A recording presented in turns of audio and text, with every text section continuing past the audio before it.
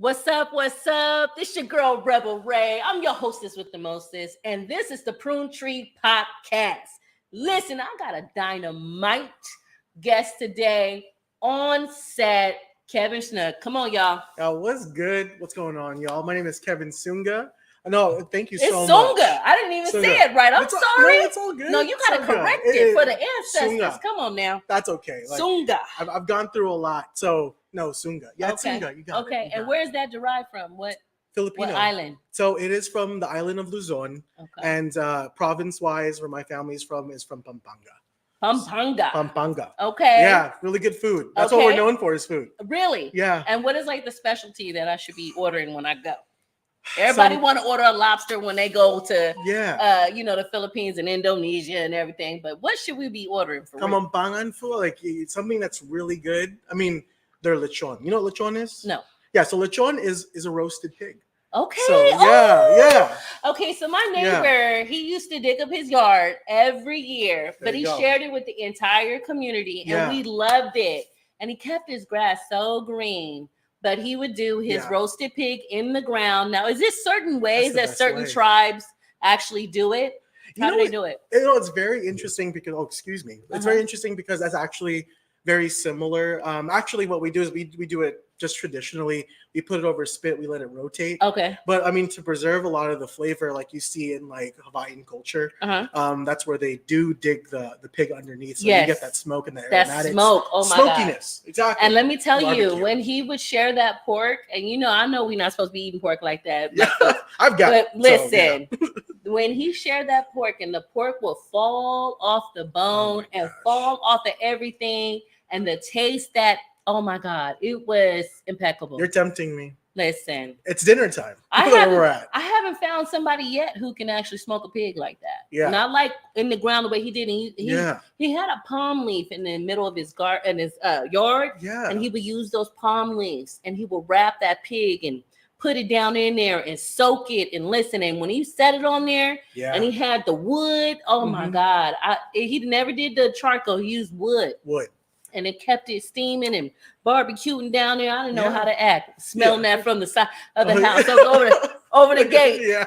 And I can't remember his dear name, but I hope he's still living. But he was such a good neighbor. Oh, that's so nice. That was on the south side. Yeah. So we had the Mexican rodeo. Yeah. Oh man. That was before the development of the houses on Mariposa and Juliet. I lived on Juliet. Yeah. They still considered that Nightingale back in the day. But we went to Montezuma School. And in back of Montezuma School, you can actually go to the back of Montezuma School, and we used to play ball. That was when they didn't lock gates down, played on the playground equipment and stuff like that. Had the bark fights, different type of stuff. You lived the life. Yeah, we lived that life. I mean, we were water hose kids. I think we were the last of the water hose kids. I did that like even when I was in like Daly. I grew up all over the Bay Area. Yeah. And so like being outside, like enjoying it. We didn't have our phones. Right. Like we'd enjoy outdoors, enjoy the company of others. Yes. Like that's how it was. And before Metro PCS came out, my dad got a Sprint. I have a funny shout out to my daddy. He always wanted us to have the best of the life, right? But when he got that phone bill back, I mean, every type of data, every type of thing. I think we have MySpace. Do you remember MySpace? You have to put your songs and how you're feeling. Yes. Yeah, the R&B. They need to bring that back. Yeah, they need to bring that back. MySpace. Shout out to MySpace. Yeah, shout out to MySpace. MySpace, and then I'm going nostalgic Mocha Space. I don't know if you remember. No. I started with like Zynga and MySpace, but tell me about Mocha Space. So Mocha Space was like a landing page for like Black and brown folks, and we were just blackity black. And a lot of people dated and found each other and all that, but I wasn't into that online dating type of thing. It was a lot of weird vibes sometimes coming through my inbox, But it was just but it was like a cool little space where you could just be super blackity black and just have your theme music when people came on, just like MySpace. But we were doing all of that in high school. And my dad, when he got that phone bill back, it was like $3,000 or something that month for the family plan. That's exactly what he said. For real. Yeah. He must have snatched them Sprint phones. Yeah. Those were the Sprint phones where you flip down. Yeah. I don't know. See, I'm aging myself right now. No, it's okay. We used to have sidekicks. I came in the era of Nokias and sidekicks. Yes. Yeah. You'd wear it on your neck. I think that was an Asian thing, though. It was, yeah.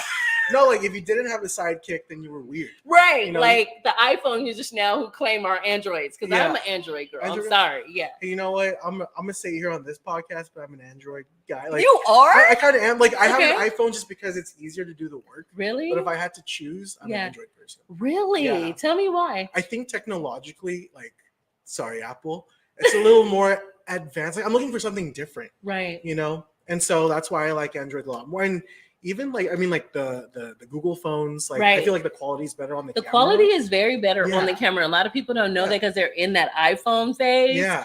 But the camera is good. Now, when I want to do little shorts and steals and stuff like that, that iPhone comes in handy. Yes. It has a lot of apps and everything. The one thing that iPhone did, and we're going to touch on business. Okay. The one thing that iPhone did is globally, they were able to expand their brand and market it in a way where they transcend every type of IT software equipment that you would need. When I started seeing that the plug on your workout equipment, every time you would rent a car, it catered more to iPhone setup. Yeah. You had to download software to use the Android. They made it inconvenient in that way. So I'm gonna call iPhone brilliant in the guerrilla warfare. Yeah, when it came to the branding and the marketing. Yeah, 100%. And something that I've learned, like when I shopping for probably my third iPhone at Best Buy, they were saying that even among Apple users, it's still limited. We see it all the time. Right. But when hackers are try to develop bugs, they target the large use of software, and that's usually Microsoft. Wow. So that's why that's what keeps Apple at a competitive advantage. Wow. Yeah. And I know Apple and their privacy laws, they're serious about it. I think that's why all the drug dealers switched to iPhone. It's a FaceTime me. They're still watching, bro. They got cameras that can zoom in, bro. Yeah. I be trying to tell. Listen, some of the stories I've heard in therapy. Yeah. Some of the stories. Yeah. Oh, wow, I didn't know. The selection of technology plays into the business. It does. 100%. But in every business, it's not just drug dealing. Yeah. I mean, there's a lot of illegal stuff that are going in white collar all the time. Oh, yeah. But they use technology. But it's funny that you say hackers study how to get into the Androids and the versus the iPhones. Yeah. Yeah. So that is, that's what I've heard. And it could be a little bit different today because that was about 7 years ago when I talked to that Best Buy employee. But and Best Buy employees be just knowing all kind of weird information they shouldn't be knowing. Who are you after dark? They come alive when they're streaming and talking to their buddies and stuff, and coding and stuff. I have a friend like that. He speaks in zeros and ones. Really? All binary code? Just super binary. Are they rich? I mean, at this point, because that's the language. Rich in the mind. Yeah, and he knows exactly who I'm talking to. I'll be come on, shout out. Yeah. I'll be I ain't gonna drop his name. I'll be come on, you're gonna get out of these four walls because you're just in that computer. Yo, man, you need to drop down the analog and and I'll be bruh. Speak another language. Speak another language is outside of this. Hey, what type of ice cream do you like? So just reminding my antisocial friends to be more social. Yeah. That's their safe space. That is. I have a couple of friends.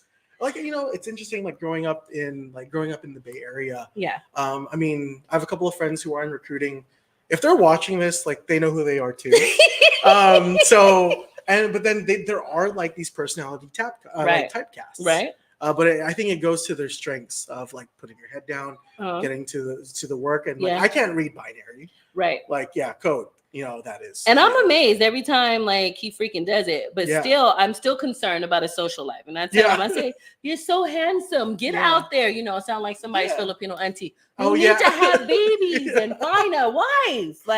That's what every weekend doing? For me. Yeah. So listen, I was prepared. I always ask for talking points when I have my guests on. And I'm always looking to make sure that we cover who you actually are and what you do in our community. Got you. So I heard that you're originally from the Bay Area, Daly City. Okay. Yeah. And Vallejo. Okay. I come from both. Yeah. You come from both. I like that. Yes, I do come from both. So were you listening to E40? Who was you listening to? Oh my. So the hyphy movement in 6th grade. Oh no, so, you were hyphy in the sixth grade. We didn't know what that meant back then, but then now growing up and we just represent, like we say 707, say it backwards. Pilo is our Filipino representation within the hyphy movement. Right. You listen to Pilo? Yes. See, it's the same. I'm all with it, but I actually met Mac Dre. You did? Yeah. So I used to date a rapper back in the day. I want to hear this. Yeah, I used to date a rapper back in the day, and I actually met him before he got assassinated. Oh my god. Yeah, and he was on tour actually when he got assassinated. Dang.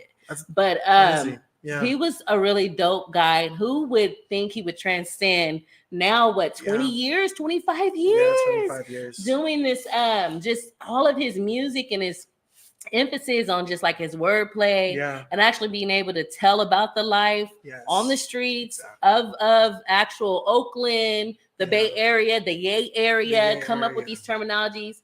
And I'm hearing a lot of this stuff, really like in like British colonies. They're taking on a lot of his stuff. They don't even know where it originated from. Oh my gosh. They're thinking it's from some of the, I guess, the younger generation. But I mean, that Yay area was real. Yeah. So like, we need to educate on that. Really? Come on, educate on hip hop. I hope so. This is different. I like this conversation where it's going. No, thank you. I mean, like to understand sort of like the melting pot and the like you said, the transcendence of sound and how everything kind of comes together. Right.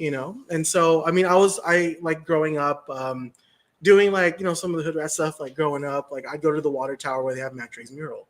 And so it's cool. Like that's on, so that's on Columbus Parkway. Like you go around Vallejo. And that's in Vallejo. That's in Vallejo. Okay. Yeah. You have to tell people where to. It's in Vallejo. So Columbus Parkway, like, if there's anything I could share, follow me. Like, I love it. Yeah. So we can follow you on Instagram where? Yeah, please. My tag is Ksungs, KSOONGS. I'm pretty open. And actually I just want to say thank you to URC for inviting me on the show. For sure. And really like allowing me to reflect about this work and just reflecting my like upbringing and maybe how I got here. I love it. So, because Daly City is much like the city of Stockton. A lot of people don't know that back in the day. Daly City was full of many diverse folks. A lot of poly folk, though. Yeah, there is a lot of poly. Yes. South San Francisco is where we see a lot of poly folk, like South City High. So you're very right. Yeah. Yeah. So I had a couple of friends from Daly City. Okay. So cool. You are actually involved in a lot of organizations. Yes. I see you're involved in Community Hub. Yeah. You're the co-captain. Yeah, I'm the co-captain, co-executive director with Mariah Taloa, who did find Community Hub. And so the mission of Community Hub is to support our emerging Asian American Pacific Islander entrepreneurs by creating community food festivals, allowing them to participate in a small business incubator program, and just to create a network for them. Listen, so you're doing a lot. You see how sophisticated you fucking said that shit. I love it. Oh my God. Okay, so tell me about this Community Hub and the incubator.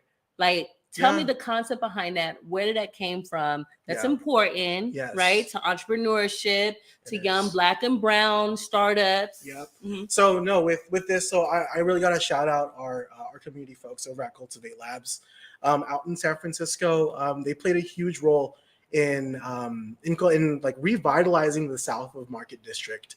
And so I, like you said, I'm just the co-captain. Mm-hmm. So Mariah Taloa brought this to Stockton or to the greater Shout out Mariah. Mariah, we'll be tuning later. And so they have a business incubator program. So I mean, like, this America is built on laws and rules, right? And and so what we're trying to do is bring it down to the community level, to allow them to just figure out how to get their permitting, right? How to navigate these systems. Come on. So and to break that barrier. Come on. So instead of having to go to traditional schooling, like we want to offer different pathways for our community members to build what we call is an economic, like their own sense of economic security. And I tell you, Black and brown people have used bartership since the millennia, before the millennia. We've been here a very long time. We have. And we will continue to be here. But we understand bartership. Taking our gifts, use them as trade, use them as the ability to barter for services. So a lot of us lead with our gifts. Beautiful. That's why you see a lot of the artists, you see a lot of, and so when I went to, and Community Hub puts on Ube match? Yeah, we play ube matcha. So this year was ube matcha. We do ube fest each year. And for those who don't know what ube is, it's a purple yam. So purple yam that is traditionally found in Pacific Islander countries. Like you may see it. Like I'm Filipino, and so we see it in a lot of our desserts.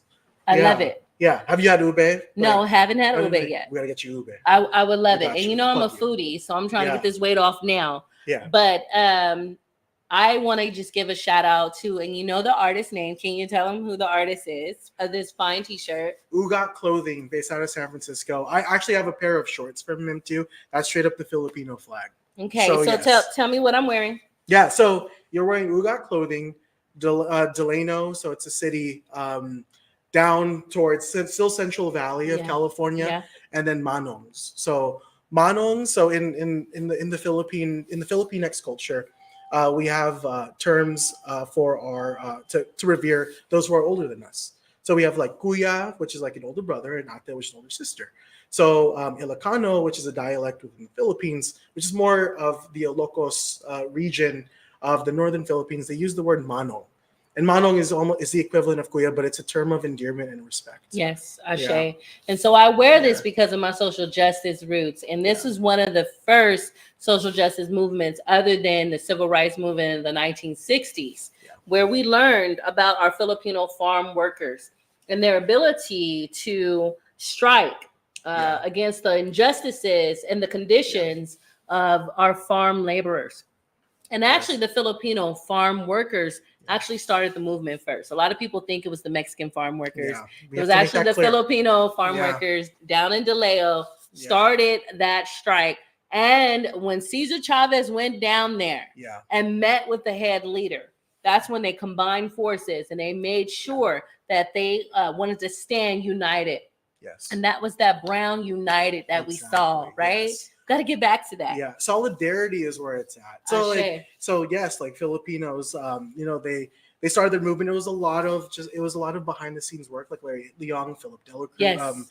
And so it wasn't until the unification. So there was a lot of legwork by the Filipino farm workers. Yes. But like you said, the UFW, United Farm Workers Movement, came about, and that's where we really stood hand in hand. There it is, hand in hand, and stood up against it, and that's why you still see some of the conditions that we're still trying to fight for today. But there are some safety things that we took into consideration. A lot of times it was even unsafe. We had our young people out there in the fields, right? We don't think about that. That farm labor also included child labor, unfair working conditions when it was hot or too hot, you still was working people. Listen, we're past slavery. So when you're looking at brown people, again, historically, there are some biases there, right? It's not a lot of it's poor whites and browns and black folks working these fields out here, and historically has been working these fields. So I always carry my ancestors with me, and when I saw this, I was like, for sure, you're rocking it really well. Thank you. Really I paired it with the little Jordan cargos. You feel me? And some little white sneakers, I feel it. But that's how we do. And I wanted to give a shout out. So hopefully, you can follow his Instagram. I don't have his Instagram. I know. I think it's Ugat Clothing, but I'm pretty sure it is too. So I also wanted to talk about how you're associated with the Filipino museum, the Heritage Museum. So FONS, what does it stand for again? So FONS is Filipino American National Historical Society. There it is. Yes. And so what is the mantra and the mission for that? You sit on the board. So I sit on the board. So I mean, for them, it really is like carrying on like the history. So there's so many different movements, within here in Stockton. I mean, like there's a deep history here. So FONS plays a very important piece, and like you mentioned, with the Filipino historical museum as well, to carry on the stories of our manongs and manangs, and to carry that weight, and to connect and to bridge between this older generation full of wisdom, I gotta mention, and also the younger and upcoming and emerging generation, because history, no history, no self, no history, no history, no self, and so it's important to recognize the history before us, so we can make the tangible movements and changes going forward. Yes. But for them, they are, they're an important partner in bridging that history and making it more salient to us. Yes. Yes. And so a lot of times, how can you, I know you all are rebuilding how we're interacting with our historical society. Yeah. And so what can we do now? How can we find you? I know you actually have a space where we can go and see some of the historical items. Yeah. But what can we do, and how do we support? Yeah, honestly, I would just say come to the museum, like wherever you're tuning in from. Actually, where it all starts is come to Stockton. Yes. It's not just, I mean, like it is about like there's so much history, like you mentioned. Mm-hmm. And so I think it just starts of going to Stockton. Like we really got to break that narrative that, oh, Stockton is a dangerous place. It's a bad place. We could say that with almost with any with everything, city. yeah, with any city. With any city. Mm-hmm. But I would say tangibly, like, like come to Stockton, visit the museum, and then I mean, like in social media, I don't have the top of my head. Okay. But like, give us a follow to see our movement because we are rebuilding, and a lot of it is currently still local. Okay. Until we figure out the larger, because the Fawns chapter here is more local. It's Fawn Stockton. Okay. Compared to the national chapter. Okay, so there is a national chapter that we could follow also. Yes. Okay, exactly. And that's important.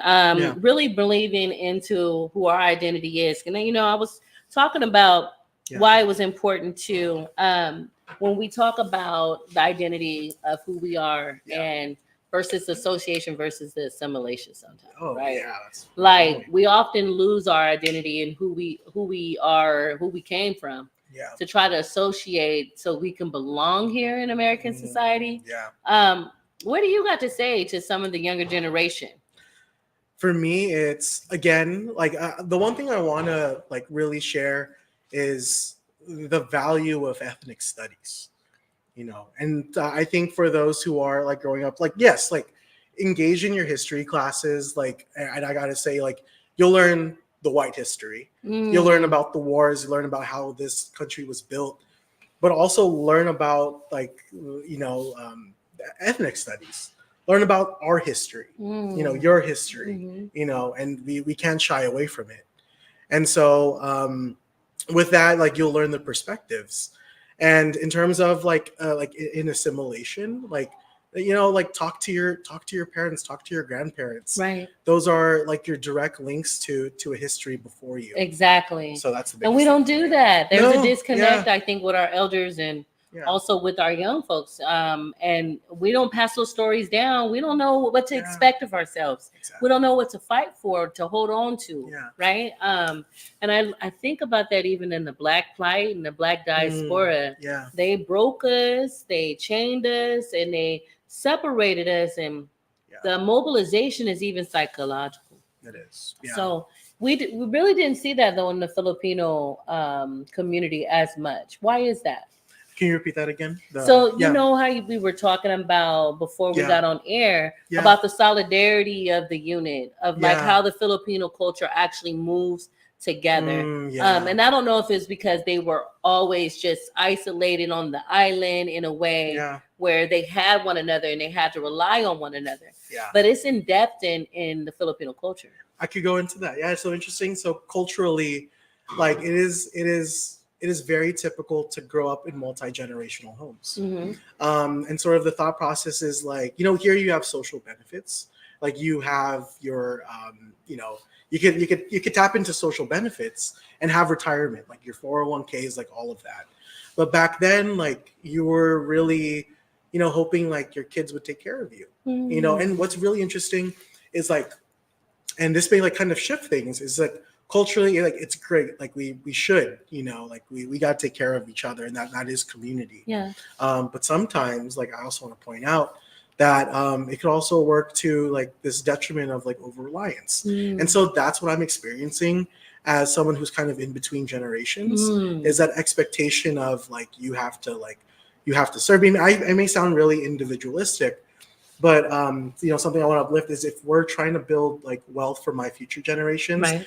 It has to be a balance. It has to. I can't kill myself entirely of care. Like I do want to think about the future, but I 100% care about those, that came before me. So it's like my Lola, my grandpa, everyone that's contributed to me being here. Mm-hmm. So, and that's like, there's a stigma around that, but I also want to share that on the show with you. Interesting. It's a different perspective. And that's the cultural dynamics that is at play right now with the new generational. I think the millennials would be the new younger elders that are now taking care of their mothers and fathers. Yeah. And so there's a different understanding of even how we're going to do that, it sounds like. It is, yeah. So, I mean, like, it's been reliant on, like, direct service, like, do everything.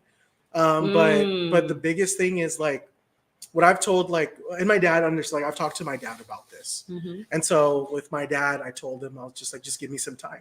Wow. Like, give me time to build wealth. Everyone's going to prosper. It's taking us longer. Oh, yeah, tell me. If you're not, like, tapping into a lot of this fast-paced influence stuff, technological stuff, will get you a little piece of land that you can flip. Yeah. It's taking a little longer. It is. And you can't always do it the traditional way. No. I mean, going into debt is bonkers trying to make money. It is. The way I'm thinking about when they say go the traditional way, college, go through all of that. I was lucky because I only ended up paying for like the last 2 years of my master's, right? Yeah. But I worked my way through. And I took out loans only on those last 2 years of the master's because it was really hard to work doing that 2-year master. Yeah. But I think about the kids now and inflation, like they can't even move out. It's like 30-year-olds living with their mamas and stuff. I know, that's like the most commonplace thing. And that's like, I don't know if like the systems have changed like for us. No, it hurts. I don't. I mean, we've been through the AIDS epidemic now. The pandemic. A couple of wars. Two depressions. Yeah, I'm like one recession. I'm like, can we get a break as millennials and even the Gen X is like. You've been through a lot. You've been through a lot. Yeah. But like, I wanted to hear more about like the building wealth part is. We don't have that advantage, and that was on purpose. Like historical disinvestment. Like I think we talked a little bit before this, but like redlining. Yeah. Oh my goodness. Yeah. Now the major redlining that happened in the city of Stockton was when the United States passed the Freeway Act that allowed for different states to bulldoze many different Black and brown homes, disenfranchised areas that they did not want this freeway plowing through their land. So they used more underserved and brown and Black historical neighborhoods to run the freeway system through in the United States. And one of the major freeway lines that connects the I-5 and the 99 in the state of California, in this 11th largest port, is Highway 4. And Highway 4 system runs all the way from what we would call San Andreas County, up there with San Andreas, Grass Valley, and all of that, and connecting it all the way back to Antioch and Pittsburgh. But it runs right through what we consider the historical landmark of Little Manila. Yeah. That's one of the saddest things. And to give a little bit of a history and context of like Little Manila and, and sort of this allyship, like we had to create spaces. Like back then, our Black and brown communities, our Filipino, our Black communities had to create communities because they were not welcome anywhere. Wow. And so like you're wearing the shirt, so Manong. So is Manong. So in the 30s, there was this huge like attraction to come work in America. And I mean, like that's alluring, make more money and have you, but you definitely know that's not the case. Right. So, they came here to work and they targeted Ilocos. So again, that's why, the word Manong, where it's mostly like agriculture, like type of field. Like that's the environment that they're used to. They were thought of as one of probably like the best workforce to come into the Central Valley to work in the fields. And so, they attracted young men, not yet women. So they attracted young men to come here to work. And, they were not accepted. They faced racism. There's no Filipinos allowed. Definitely that kind of movement. And they had to create their own space, like within like the 40s. So they created Little Manila. And so that had like shops, barber shops, places that they could. We had the fish market. That fish market's been down there. Yeah. Almost, I'm going to say 80, maybe 80 to 90 years. Yeah. So the original fish market that's down there on the corner right there. Yeah. But a lot of that bartership even happened in Little Manila District. Yeah. Another thing that a lot of people don't know is the grandmasters that you've seen in San Francisco actually migrated from the city of Stockton. Yeah. A lot of people don't know that. No, I didn't know. So our Filipino martial arts, what is it called again? Oh yeah, like Bahala. So the Eskrima. The Eskrima. The Eskrima. So. The Eskrima masters actually came from the city of Stockton and settled after the houses were built. Now the only reason why I know that is because an ex of mine practiced Eskrima. Yeah. And hit me with a stick one day. Oh my gosh. And I thought I was gonna die. And he was trying to show me. Yeah. The sticks are made out of a special wood. I forgot what they're called. They're tough. I don't know what it's called. If you called. get hit, it's breaking a bone. Yeah. And it hit my funny bone. And everything from the top of my head, I dropped down, started screaming. Oh my gosh. He's like, I'm sorry, honey. I'm like, you did it on purpose. But the way listen, I survived. You survived. But still, the way it disabled me, I said, oh, this is not, it's real. Yeah. And the martial art moves that they use with it was so dope to even see. Yeah. I mean, and that's just like that rich history. And I'm talking about, these are people that Bruce Lee actually, connected with because they were considered grandmasters. I was gonna say it's becoming more commonplace to see Eskrima, like I think even in like John Wick, right? The practical use of of martial arts and being accepted. So that is crazy. No, you're right. I love it. So I was like, come on, Stockton. Yeah, represent. You represent. Yeah. So you got a list of, I got your whole resume up here. Oh, I'm going to bring it back up. Go ahead. Okay, so now I want to talk about this podcast you want. Oh, yeah. It's called the Echo Pod. Yeah. So I want to talk about what are y'all connected on, and where can we listen to this Echo Pod? Yeah, so the Echo Pod, so it was actually a project that we started during the pandemic. Okay. And so the biggest thing is we knew the pandemic was, in ways going to be over, but our response towards, the mitigation, we wanted to live somewhere. So we decided to do a podcast. And we also understand that our working families, especially here in the media area, they are working. They don't have time. We want to respect their time to be able to tap into information at their own time. Yes. And so that's why we decided to do a podcast. And so on that one, we addressed many issues, a lot of them being health. So like asthma mitigation, talk about mental health. There's a lot that goes into it. But if you're interested, please visit Little Manila Stockton. You'll find our umbrella of services, but you also find a couple of episodes of the podcast. And my homegirl Quincel Campbell, who's one of the Echo co-directors, is leading. Shout out Quincel. Yeah, shout out Quincel, you're awesome. Yeah. So that was dope. I actually got to see a session, one of the episodes, and I can't quite remember, but the setup was nice. Your microphone sounded great.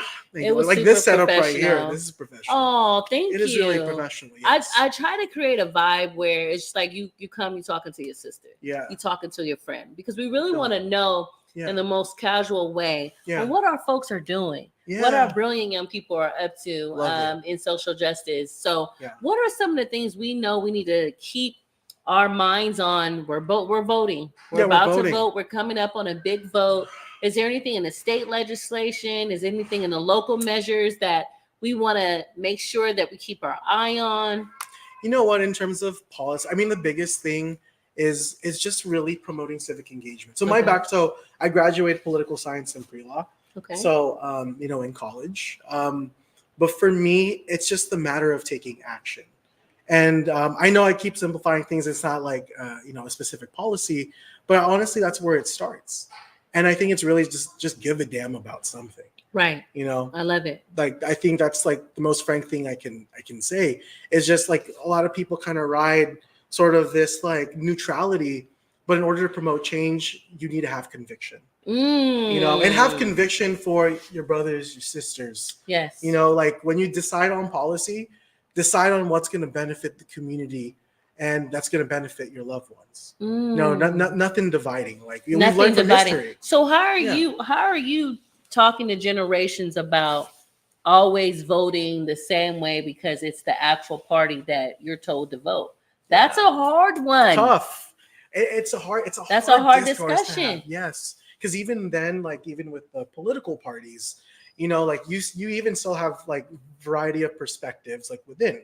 You know, like you could be centrist, you could be more on the left side. But I mean, the through line is again, like, you know, with the Manongs, is solidarity. You know, like still advocate for what you believe in within that, but just understand, like, you know, it's a larger conversation to consider, like, you know, we have multi-party, but understanding the impact of splitting the vote.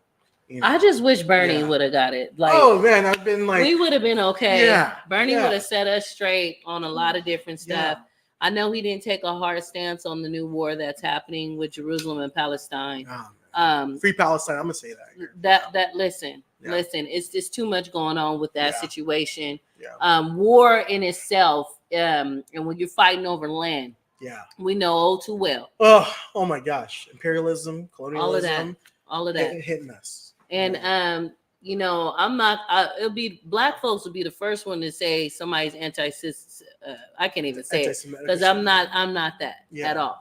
What I'm not going to stand against though is an injustice of killing babies, killing folks for no reason. And I've known even the Americas to do such. When we came across land that they wanted. You know, I got a chance to go to you know, a lot of the indigenous land that was taken. And one of the ones that I always think about is, you know, the massacre at, and it skips my mind, the knee, it's not Weeping Knee, but I actually went there. You visited? I visited, and I visited the graves that were left that they could find, and some of the ancestors that were actually was able to get out, but they talked about what actually happened. And they say it's a war. It was a war from one narrative. But when they talked about how they took the babies off the mama's backs and they used them as clubs, the babies. Oh my gosh. You know what I'm saying? It's, you know, but I mean, like, the indigenous did not have any rifles. They got all huddled up into a valley. And from the outside of the mountainous regions tops, that military of the U.S. government swooped in and killed all those people. And see, we talk about certain things, and we're so quick to leave those gory details out because we don't want to offend. Who we offend? Who are we offending? No, exactly. Like we have to confront. I think this idea of critical race theory, and it's being, you know, like. It's not like being promoted. That's why ethnic studies being one of the vehicles to support that, and that came underneath fire. I mean, we couldn't even pass that in SUSD at once upon a time. Now I'm happy that it's being, you know, instituted, and we got really great leaders. Really? Who are So when did it change? I think I don't know the exact date, but it did become policy within SUSD. And also on the state level too. That's one of our advocacy movements. Is to get it included. Because I knew we was in trouble when they started banning books and burning books down in Florida. I said, "Are we in the 1940s? What is 1930s? What is going on? Prohibition of certain books? That talk about the relative and relative and different perceptions about the earth in itself. I mean, you could. I still talk to grown Black folk who don't even know about some of the historical towns. That's insane. That were founded. They don't teach those things. I think like America as a whole is scared to confront history. Like I was watching Conan O'Brien show on Max. And so he visited Berlin, and like he said that like, I mean, like in Germany they've learned from fascism, you know, of the repercustions. And so they've changed a lot, like even like their racist anthem, they've changed and make it more inclusive. But we, like here in America, and I've seen that discourse. Have you seen it? I've seen that in the feed, right? And I watch people. A lot of people don't know. I just be watching people because people telling themselves how they're just impulsive. Something is so quickened in their body, they feel like they gotta put it on there. Y'all better think about what y'all post. It's forever out there. Somebody will screenshot that, send it to somebody. But I'm very methodical on what I post. Even if it's a rebel post and I know it doesn't fit in the box of an executive leader, I still say it Come get at me. Let's talk about it. I think that's where I'm at. We need dialogue. We need dialogue. Don't be scared of confrontation. Yeah. Don't be scared of conflict. That's the thing. People are scared of conflict nowadays. They call it, you're picking on me. No, I'm not. Yeah. I'm showing yourself because I want you to be better, just like how I want to be better. You may not even like my approach. Yeah. But if it's something that was so offensive. Yeah. And I remember last year trying to get that pride flag up. Yeah. Oh my gosh. That was so offensive. Yeah. But a lot of people learned from that experience. Yeah. When you start comparing pride flag to a Nazi flag or to a Confederate flag, it's talking apples and oranges, and it don't belong in the same sentence. Amen. Yeah. So we have to educate ourselves because hate will take over. Yeah. If love is not leading. Yes. I'm gonna say that one more time because as we end Pride Month, if love is not leading, where are we? We are back learning that lesson all over again. Yeah. And I can't go back to slavery. I don't know about you. No, 100%. I'm gonna be the first one in jail. It's crazy. Slavery, I didn't hit somebody over the head. I'm gonna be a Harriet Tubman all day long. There you go. Stop playing with me. Nat Turner too. But I'm gonna win. I'm gonna win. Okay, with my revolt. We gonna go north. Way north if we got to. You pointed something really great though, like in the movement, and this is all for those who are in the work too, in the social justice work. Mm-hmm. And I think that's something that like internally, like I still like, because in the Filipino culture, like going against authority is not a normal thing. It's not. No. But in order to conduct change, like you have to be comfortable with friction. With friction comes fire. Fire for the movement. Political science. Political science coming through. This is the grassroots movement that's in me, and like, and that's also fire right too, there. RC, you know, like, and everybody can't take me because I'm like a ball fist of fire and everything else, and I come like full force. Yeah, no. But a lot of times it's out of love. I'm like, okay, after you're done taking this knuckle sandwich, now can we talk? Yeah, if you still got teeth in your mouth. Yeah. You're wearing the heavy gloves, right? Yeah. And it's the heavy hitter gloves because sometimes you're just tired. Yeah, you're tired of the indecency. Yeah. You're tired of the undignified way of how you're treated. Yeah. And if you don't stand up, and people are so scared of being the martyr. People are scared of being the one that's assassinated. And we're not speaking in truth no more. We're really not. And I don't know what it's going to take for our leaders to really stand up. We should have had a rent cap. Yeah. Yeah. No, exactly. I mean, like I think with social media, it's afforded people to kind of hide behind computers. Not to shout that out. Yeah, sometimes hide behind computers. Internet gangster. Yeah. So if you really, and so I love that. I'm just like, you're about to pull, doing driveway. You doing drive-bys by the computer. Yeah, you're doing drive-bys on the people, DMs. Come meet me where I'm at. Let's have a talk. I love it. And I tell them if we gotta have a hard talk, I'm gonna bring the pie out. Yeah. And I might have some coffee for you too, but we're gonna have a hard talk. Yeah. And I think we need that, especially in this upcoming election. Is a very scary election. I don't know what Biden is doing right now. Yeah. I don't know. And I'm scared of Trump. Yeah. For me, I'm scared what he incites. Oh my gosh. I mean, I think it's just heinous to me how you could allow someone, besides all the terrible things that he's done for our immigrant communities, oh my goodness, and our black and brown communities, like stifling. I don't know how what he's done to women. Oh, what he's done to women. I didn't know. Look, we about to have a felon.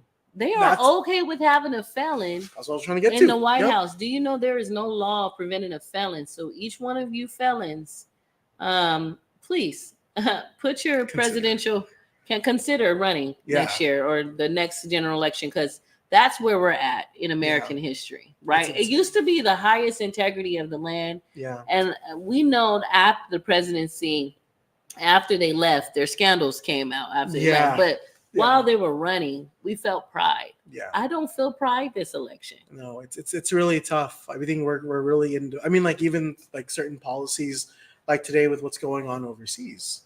Like how do we support like that colonialism? Because and the media is not telling us the body count. Yeah. The body count is not in the 40,000. Yeah. Not, that's one little city. Yeah. Maybe a small city. Yeah. Right.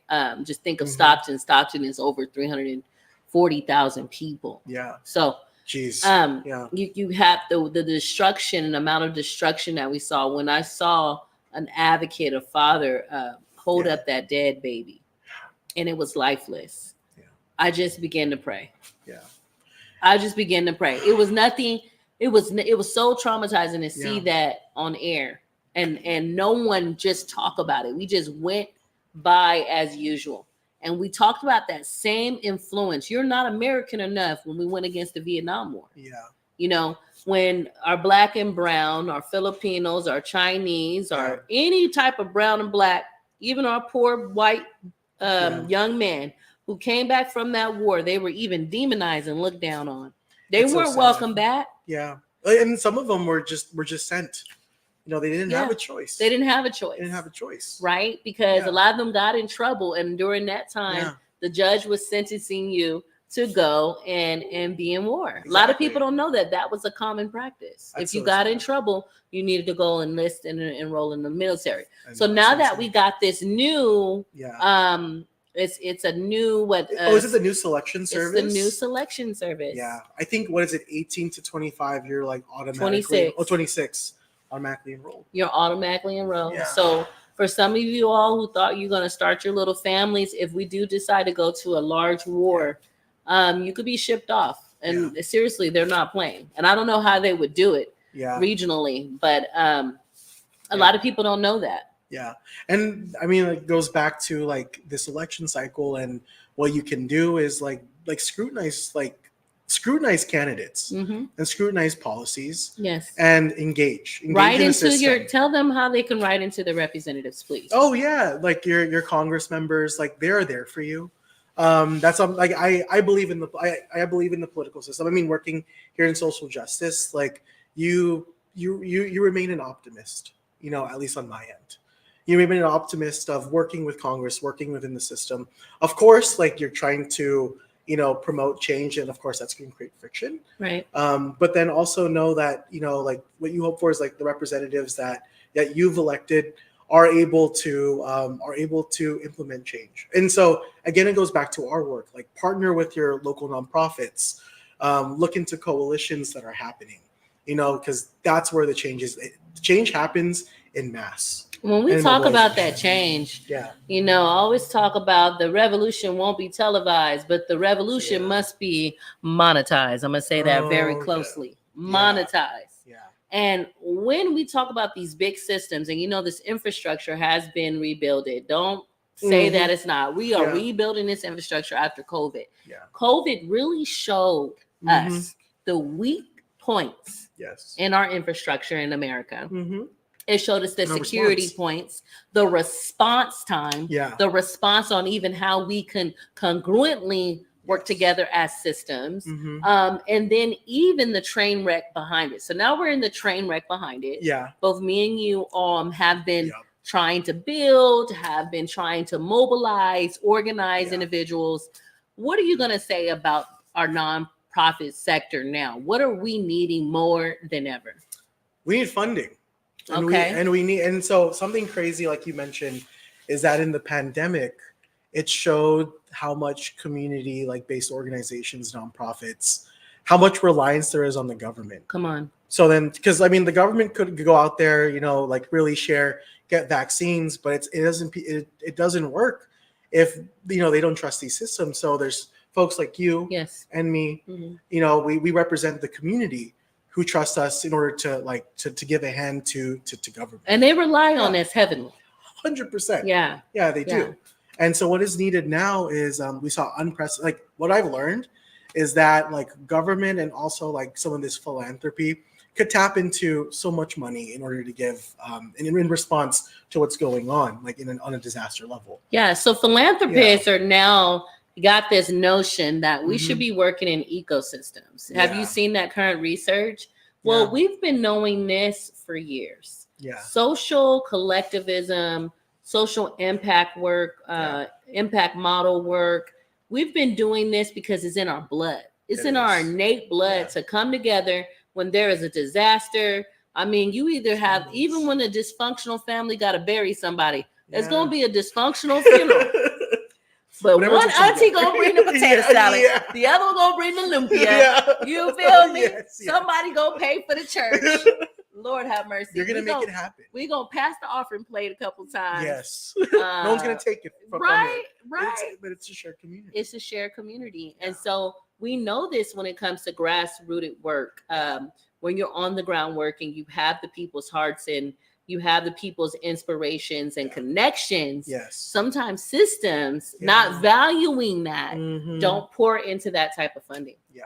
And so like institutionally, I think there needs to be a fundamental shift. Like there's so much money that came down from COVID-19. Oh so, my like, goodness. These 6 CBOs, like, I mean, like RSSC, right. Like everyone got a little bit of, some of the pot from the ARPA funding.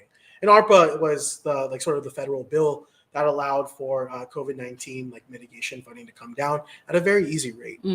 But it's also to recognize that like we need more, and just and still like having that value set of how CBOs, have been the lift for government. I think we need to create new pathways. So one of the ways that I'm creating a new pathway as a social justice leader and someone that's leading a large organization is that I'm diversifying funding.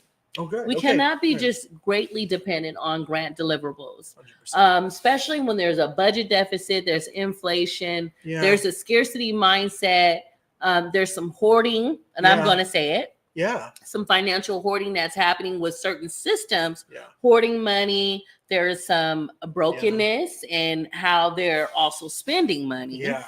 And there's also a shift of an imperialistic mindset that we're better, we know better, we know how to take care of you. So you should listen to us. And every time you should see their faces. They get tired of me. But I tell them, well, I'm just going to be riding this dead horse. I'm not going to beat it no more. Yeah. Because I'm going to continue to uplift those that are the most vulnerable and marginalized. They too can heal and love themselves, heal themselves, and free themselves with the correct with the correct resources and with the right amount of resources. Yeah. As a city, we're so oversurveyed.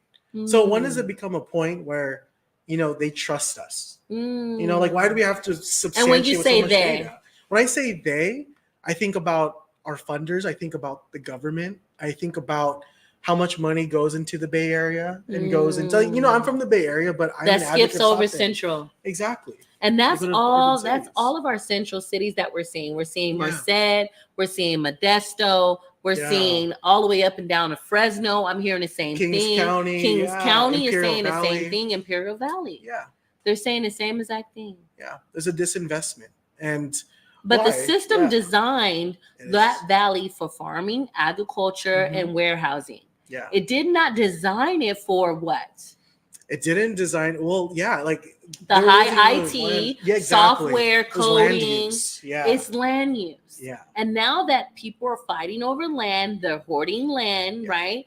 There's not a lot of people going back into farming or the manipulation of land. Yeah. You still have the waterways that are still being fought over. Yeah. Right. And then the preservation of these waterways too. Correct. Climate change is a real thing. Right. And it's a huge response right now. Right. So it's trying to figure out like these industries. And that's something that actually I really wanted to mention is,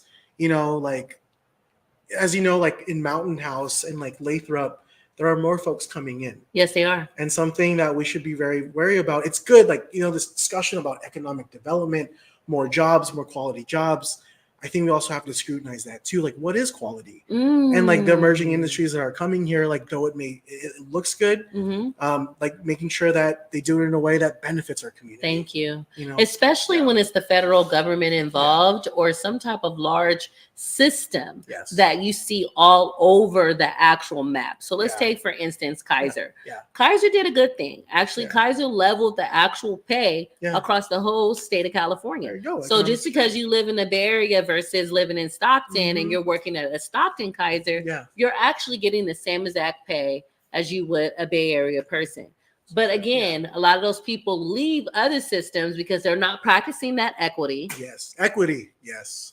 That's the big word. Come on. Yeah. Not practicing that equity. Yeah. And then they're going to go work in the Bay Area. They're still taking that commute. Yeah. Right over. They're not spending the dollars that we need them to spend here in this region. Yeah. Because they have their doctors, their nurses, their dentists, and all of their favorite places to shop and eat in the Bay Area. Their heart is still with the Bay Area. Yeah. So we have to pull that movement. One thing that I saw with Community Hub is I saw that Bay Area vibe. When I first walked into the huddle, I saw the Bay Area vibe. Yeah. We can't be scared of that. No. We have to welcome that because I believe that there are a lot of consumers, residents, and participants of the movement of entertainment, getting out, wanting to actually stay in Stockton where they're living now. Yeah. Right? They want to feel safer. We got to take up space in that way. We do. And like, it needs to be community driven. Yeah. So I mean, like with Community Hub's movement, like we're really trying to like revitalize downtown Stockton. Okay. So the reason why we did Ube Matcha Fest, well, we've done Ube Fest like traditionally in downtown Stockton. And the one thing that we made something different is a crawl element, which again, we got from Cultivate Labs. Yeah. And the whole point is to break the stigma that downtown Stockton is like a dangerous place. Right. We wanted folks to travel and to look, to explore. And then like to have adventure and like love for their city. Yes. So that's something that, we're trying to shift the narrative. Also that crosstown freeway, like as RC mentioned, like it's destroyed so many businesses. So figuring out a way to, maybe bury that freeway and to use that land underneath. So, the reason why I want to bury it is because, to avoid like the high like pollution burden from those diesel trucks that are kind of running. I'm telling you. One of the highest asthma rates. The train too. Yeah, and the train too. So the train and the highway through that area. Punishment for our community. Goodness. So even if, like this red line, we still see the effects of redlining in our communities. We do. And so. And redline even started with the banks not approving certain Black and brown loans or even funding for businesses. Yeah. They would not approve funding and worked with a lot of the realtors that move commercial real estate as well and would not approve funding for certain individuals. Yeah. And we're still seeing that practice. I know Wells Fargo got in trouble for it. Oh my God. And people we trust. Too. Right. Yeah. And there's other banks that have gotten in trouble for that type of redlining practices and discriminatory practices. We're still seeing now with the farm labor movement that the Black Mayors Association of America is pushing against the farmers USD. Yeah. DA pushing them and the call of action to give Black farmers more funding to keep their farms and to keep things going. So again, it goes back to this: can we trust you? Yeah. Right. And I'm like, if you leave us alone just leave us alone for 100 years. Yeah.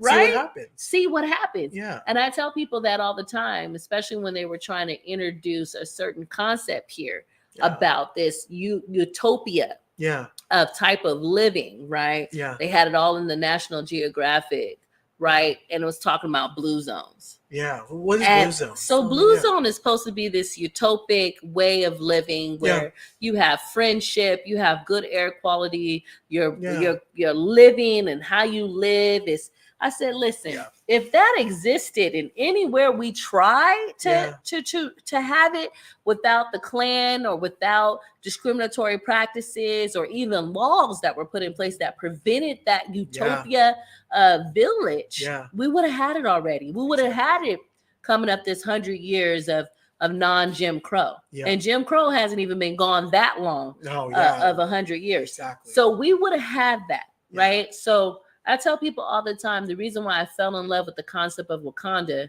is because Wakanda showed me what we could have been if we were left alone. And we weren't stolen and we weren't pillaged and we weren't raped and taken advantage of, or even the towns we built, Little Manila, some of the other historical Black towns that the free slaves from down south ventured off into the north and settled and made these towns. Yeah. And now they're underwater or they've been burnt down and they've been taken or freeways have drawn through the actual historical land. Yeah. So we don't talk about those things. No. And I say the indignation of saying we can bring this here. And it was actually somebody trying to sell it to the county. Oh, really? Yeah. See, that's the thing with blue zones. Like, what's at risk there if we have this utopian society? Capitalism. And so, exactly. Like someone's going to be losing, and those are like the power brokers. And you brought up a good point about like the physical divide. Like if you look at the map of Stockton, this crosstown freeway is literally a physical barrier between South Stockton and downtown. And like wherever you may be, like be mindful of that. Think about how certain like freeways, highways, structures are built, and see if there is a disparity across those lines. And I think that can go a long way to understanding your community. The last time I checked the data, it was a 10-year deficit. That South Stocktonians were actually living lesser years, 10 years lesser than their counterparts or residents on the north side. And in some places, 20 years because of the deficit in health. Disparities that we were seeing, right? Some of the deserts we have, food deserts, medical deserts, entertainment deserts. Yes, entertainment plays a great large capacity on the family agency when you have kids and it's not safe to go outside, or there's no after school places for that extracurricular activity for them to just be kids. If their parks don't warrant that ability for that emotional wellness to play ball, right? Think about Venus and Serena Williams. Oh my gosh, I know. Like we need an emerging Serena and Venus Williams now. Come on in Compton. Went to those tennis courts and played with their daddy. If they didn't have the tennis courts, where would they have been? Right? So we think 100%. About all of these elements, even around our ability to live and thrive. And it's so funny because when I have these, thank you, first of all, for having this courageous conversation, of course, and being able to really hit it on the nail. The dialogue was awesome, first of all, tonight. Oh, thank you so much. I appreciate you because you were able to just spar with me. And a lot of people are scared to go there. Oh, I'm here with you, RC. I got you. They're scared to stand. Listen, I got to take a pause for our church community announcements. Okay, cool. I call it the church lady community announcements. It actually came because I don't know if you know the owner of the Shaw Bar and the executive director of Shaw for Community. But she brought me a scarf for my lap. And it's just like an inside joke that you do growing up in church. You throw a scarf over your lap, when you got those short dresses. But listen, Pedal for Peace is amongst us, y'all. Come on, heart it up. Pedal for Peace is going to be happening at Weber's Point this Saturday, the 29th. Come through. And you need to come through. You need to come through with your bikes, and you need to come with your family. It is a family-oriented event. I'll be there speaking on behalf of RSSC. Advanced Peace is one of our ordained partners from the beginning of the coalition, who has really taken on our shared and safety and trust in the coalition. And the work that they're doing with taking shooters off the streets, with taking guns out of young people's hands, and also mentoring them is nothing short of phenomenal. And they've been doing this almost now, I would say, 9 years? For a long time. And I know they're moving towards their full 501c ship. And I listen, this is one of their signature events, and we're going to show up. I'm gonna be there. I got invited at the North Valley Thrive. Yes, I love it. We got to be there for the community. We got to be there for the community. So I will be there. I might have probably my I'm so stocked in something swag on, something that I wear. And I'll be riding out. We're supposed to be taking that and looping around and coming through from Harding Way up El Dorado. So it's going to be about a 2-mile loop that we're going to be doing. So make sure you got your water bottles, your helmets, knee pads, and it's for everybody. So that's going to be starting at 10 a.m., getting into the park. I think they'll start the process at 11 a.m., the ride, and they're going to be riding, I think, for an hour. And then those that want to swoop back by to Weber's Point, we're going to be there. And let me tell you, the stage is going to be lit. We're going to be giving out bicycles. Bro? Yes. Reinvent South Stockton Coalition, along in partnership with San Joaquin Public Health, are donating 2 bikes. And so they're going to have that as a raffle prize. And we also dedicated $2,500. Wow. Because we believe in this center stage movement. And so we donated that to support this ride and any essentials that they need. Make sure you have your water. Rubber Ray, RC Thompson will be out there. I'm gonna have to get the baby on the back of the. Yeah. I don't think he can keep up with the ride, but they said they're gonna be riding slow. Yeah. So that's awesome. Yeah. Where did you get a chance to get to Pride? No, unfortunately not. Okay. I didn't get a chance. It's been a really busy June month. Yeah. A lot of birthdays, a lot of celebrations, graduations. Yes. But I mean, like, I'm in with them. Yeah. I love it. I love it. Yeah, well, we're gonna sing "Happy Birthday" to me. Oh yeah, is it your birthday today? My birthday's tomorrow. Oh my gosh, it's June birthday. All right, let's sing "Happy Birthday." Okay, we gotta do it the black way though. Okay, you know the black way. It's like, yeah, you got it. Okay, you ready? Okay. 1, 2, 3. Happy birthday to ya. Happy birthday to ya. Happy birthday. Happy birthday to ya. Happy birthday to ya. Happy birthday. Yeah! Thank you for teaching me. Like, I actually like singing it. Oh my gosh. You got the whole vibe. I was just like, okay, no, like I'm remembering like when we do it. So yes, like, you know that was Stevie Wonder. Oh my God. That was his rendition, and he gets down. Happy birthday. Happy birthday. And then he brings it back up. Happy birthday to you. Hey. So I'm going to be celebrating. I'm going to be working tomorrow, though. I couldn't get it off super fast. But the 29th, I'm going to kind of skedaddle. Good. Try to get down to the beach. Yeah. That's my sacred place. That's where I wash all my tears away. There you go. And I rededicate. Water is healing for me, being a Cancer, really. And just rededicate myself. I was able to get to the Impact Awards, the Hollywood Impact Awards this weekend. And that was really dope to see Ben Crump. I got to talk to him. Oh my gosh, I got to talk to some of the other leaders in social justice and even some of the other Hollywood actors that Jason Lee actually had there honoring. And that was really dope to see Jason Lee, a South Stocktonian, someone that we all grew up with, really make that impact. And when I tell you the house, it had to be over 1,000 people. Wow. I mean, that thing was packed out. It was wonderful. It was lit. A lot of the social justice leaders from the South and also from Stockton was there. Yeah, that's awesome. So it was great that we represented. We had 209 in there. But it really enlightened me again. Because again, when you're down in this work and you're in the trenches, because I am a trench type. I'm right there, foot on the ground. Sometimes it's good to travel, and I haven't been able to travel like that since I started the executive directorship, if it wasn't for work, right?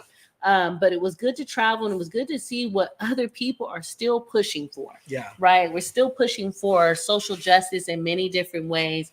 And people are using their philanthropic dollars in a good way. So shout out to those that are using their philanthropic dollars.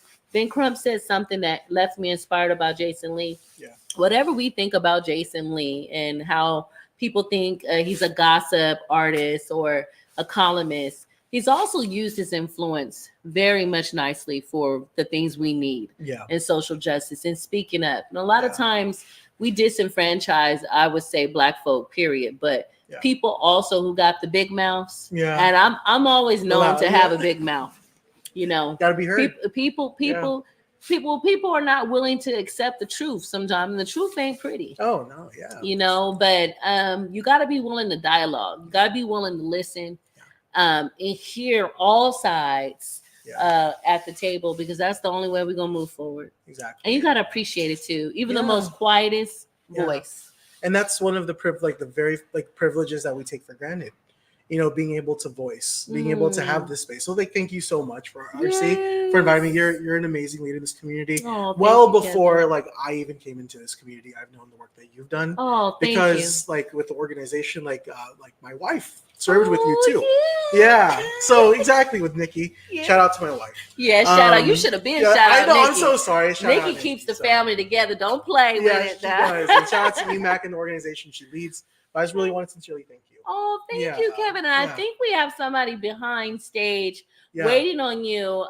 If our beloved behind stage can help me, my computer went off. We really would love to see this person They're gonna come on stage real quick and get that open. But I always love to see the emotions. We do this live. That's so cool. And you did really well. Oh, thank you. Oh my gosh. TV. Oh no, thank you. You're just like a genius and like a natural person at it. Inside, I am slowly crying. Thank you.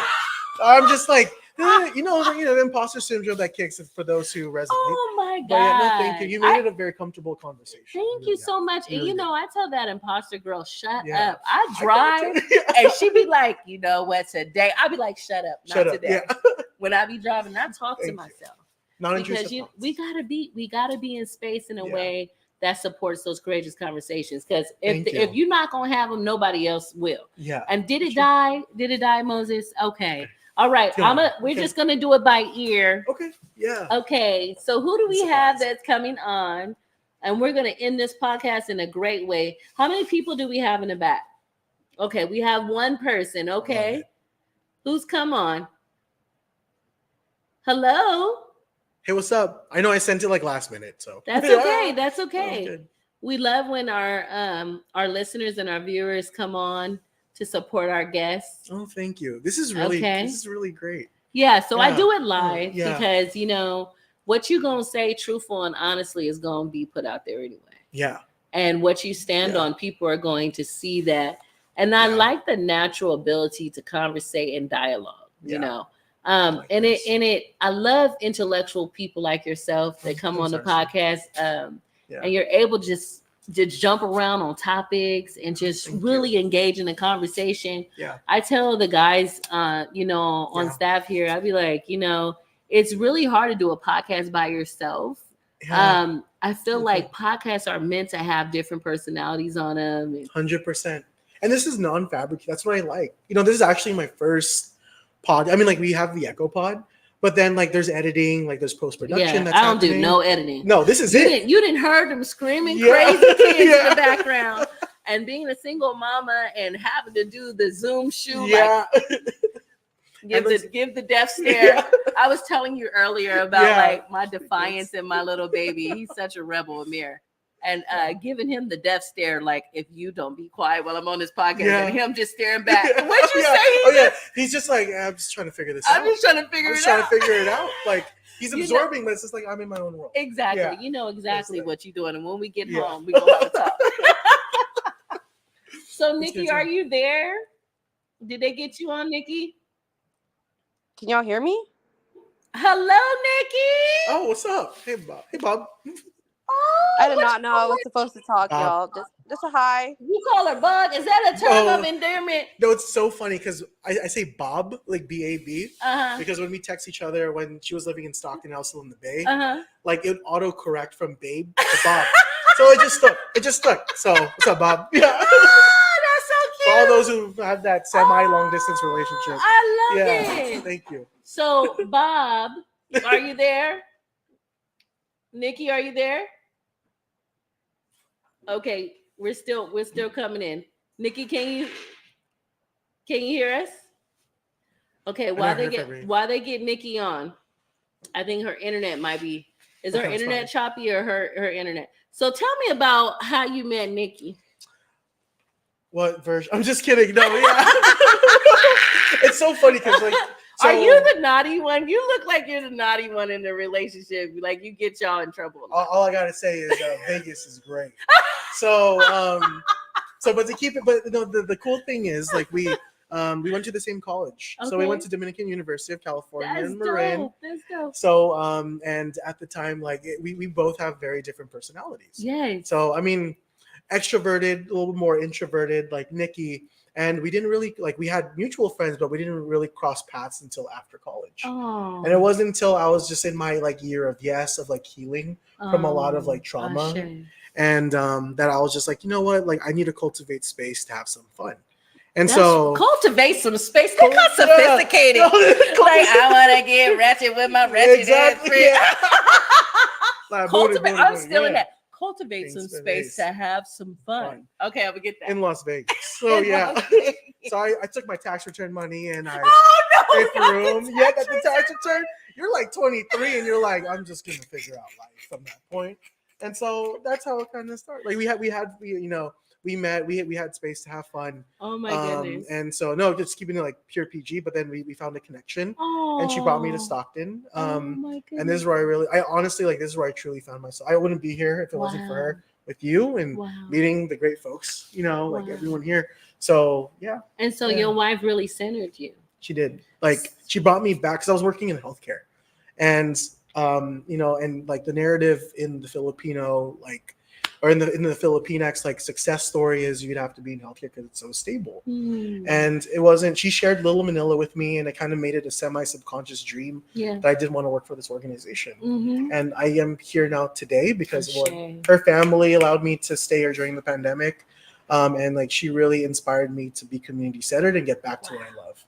Wow. Yeah. So it happened that quickly. It did. So you fell in love because you found purpose and connection. Exactly. Yeah. Wow. Yeah. What a way to find love and find security. Yeah. And you don't hear about those type of connections anymore. No, I mean, like you said, like you've had I mean, like it's like dating apps. Like I think we've kind of semi lost this art of like really connecting on a genuine level. So it is very rare. Wow. And so I'm very fortunate. I'm very blessed. Yeah, to be able to meet her when I did, and to really connect. And so yeah. Ashe. So do we got Nikki back? Hey Nikki, can you hear us? Hey. Is her microphone on? Has she connected her microphone? Is she in the feed? Okay. No. Is she talking? Okay. Hi Nikki. Can you hear us? Can you guys hear me now? Okay, Nikki, we can hear you. Okay, I don't know why I keep getting into your backstage. I just wanted to join and listen. Am I using the wrong link? Oh no, you're in the right. You're in the right one, Nikki. How are you? Can you see us? Yes, probably I can not see you. Online. Okay, listen, I've really learned a lot about your intimate life and how you met your husband, and he's just singing your praises about what us women do. We take something and we multiply it. You do. And we ground it. So tell us about your beautiful husband. Did we lose her again? Did she jump out of the link? Okay, Nikki. Can you hear us? Okay. She's at Nana's house. Funny. It's so funny. She's actually like down the street. Like, she hosts this monthly like dinner with a couple of women. To share like recipes with each other, and they went to Nana's. I love that. It's at Nana's. Yeah. So they had it at Nana's this time because some of them haven't been to Nana's. Wow. Yeah. So it's like, and it's a mix. It's a mixed crowd. Yeah. I love it. So it's cool. Like, I need to go. I love stuff like that. Yeah. So especially recipes. I got a bunch of drunk recipes. Oh, I want to. Yeah. Listen. Yes. What's your favorite? So like. Okay. I can't share it, but it's my po' boy. Okay. And I made that. Yeah. Yeah. Ooh. I was going through something. I got into the kitchen. Got too much tequila, but it was like 16 spices that I put together. Fire. Yeah. Oh man, it was a rub first. Oh wow. I did the rub. I hit it with an egg and some for the batter. Yeah. It was like a milky what's that milk type batter it was the buttermilk. Buttermilk. That's secret. That's secret. So listen. Yeah. I hit it with the dry rub, then I hit it with that buttermilk, and I laid it down there where it was just like a nice deep fry. Let me tell you. Light fry? Ooh, when that chicken came out, I don't know, something about that buttermilk and those seasoning that tenderized that chicken. It fell apart, and I made sure I layered that thing. I had to find the right roll, though. It took me like 2 weeks to find the right roll. And you know where I found the roll? Where? I found the roll at Winco. For real? Winco's I was Bakery. expecting like it was Genova. A Dutch. No, it was a Dutch roll. It held up because it was like a 2-pound chicken. I got the real heavy one. Yeah. And the way I fried that thing and laid it on there, they was coming from all the way out to the Tracy Depot. Oh my god! Getting my po' boy. That's so cool. That's when I was up there. I had my restaurant. Oh wow! And then the pandemic hit. Yeah. And I lost my restaurant. I lost my businesses. Oh my goodness. But had to start over. But I leaned into my gifts. I leaned into everything, my hobbies, to earn money. And I did that through my catering company. Yeah. Oh my gosh. And I was known for my poor boys. And I had a shrimp po' boy, a chicken po' boy, and a catfish po' boy. When can I try? Like, listen, like if I had to pay, like, you know, I'm gonna have to bring that recipe back. Okay, please. I have to cook it though. Maybe I'll cook it at the light one of these days. But that po' boy make you slap your mama. Oh.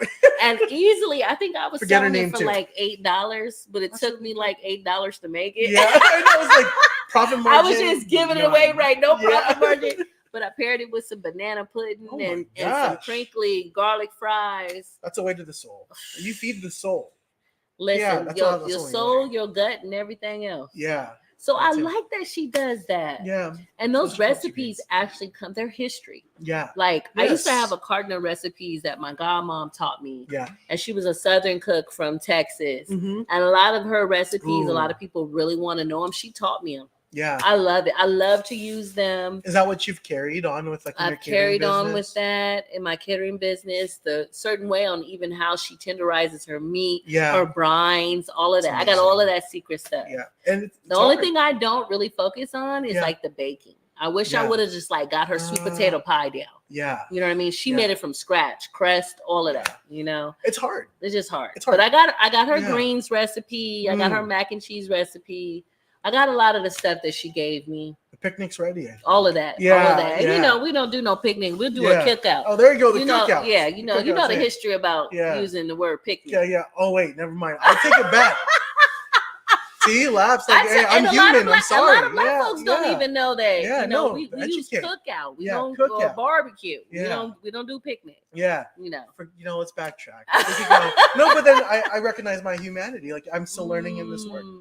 You know, like even if we're in this, like there's for me to accept, and there's no shame in continually learning. Yeah, and so thank you. No, thanks, RC. Exactly. Appreciate and I used to do those romantic cookouts. Yeah, they call them picnics, but I would come out, I would cook, and then I would set up the whole little tent and everything for you and your honey. I used to do all kinds of stuff like that. Yeah, so it's part of my event planning. Yeah, that was part of my business. So through COVID, being pregnant with Amir, until I had to get off my feet because of my diagnosis, I was started hemorrhaging out, so I couldn't do any work. But it was a great effect, and that's why I said what you're doing at Community Hub, what y'all doing at Ubi Match, every time y'all do it, keep doing that. We need that. We need that innovation. That's going to bring us through this. Brick and mortars are a handful right now with inflation, taxes, and how much everything is for the overhead of a brick and mortar. Oh my gosh, yeah. So to have those pop-ups, to have those side festivals that you can just bring your trade in. To what else do you usually see? Our food trucks. Our food trucks are amazing here in California. For food truck scene, like we have to support our 100% our local businesses. You know, because if we're gonna start seeing like outside come in, we really gotta like cultivate what's here at home. We need it. That's how you preserve the culture. There you go. And we have to rotate those dollars. Yeah. So listen, I don't know if Nikki's gonna be coming back. Okay. I know she loves me. Come on. I know she loves you. So, and I really wanted to hear from her. But I think we're quite over our hour. But I want to tell you thank you from the bottom of my heart. Of course. This has been genuinely one of the best interviews. To be able to spar back and forth and go to every topic. And if you're listening, remember that I'm Rebel Ray, your hostess with the mostest. We're here every Wednesday, starting at 7:30ish. See people time. We're trying to get here at 7:30 or 7 p.m. And Pacific Standard Time. You can always be with us and listen in on Spotify, YouTube, and also on Facebook. And follow us on Instagram and all of those social media platforms as well. I love you. Peace. Take care, y'all.